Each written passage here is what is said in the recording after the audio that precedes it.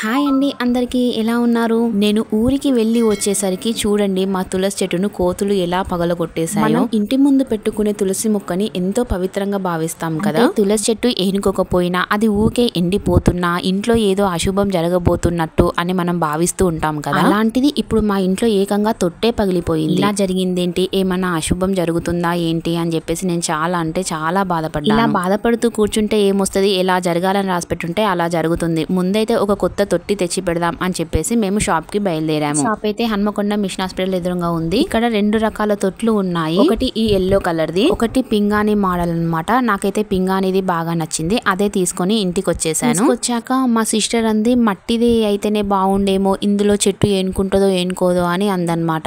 ఏమో చూద్దాము అని చెప్పేసి నేను అన్నాను. జాయింట్ ఫ్యామిలీ అని చెప్పాను కదా, నేను మా తోటి కోడలు ఇద్దరం కలిసి తులసి చెట్టు అయితే పెట్టేశాను. ఈ తొట్టిలో కూడా చెట్టు బాగానే పెరుగుతుంది. ఓకే ఫ్రెండ్స్, మరి వీడియో నచ్చితే లైక్ చేయండి. బాయ్.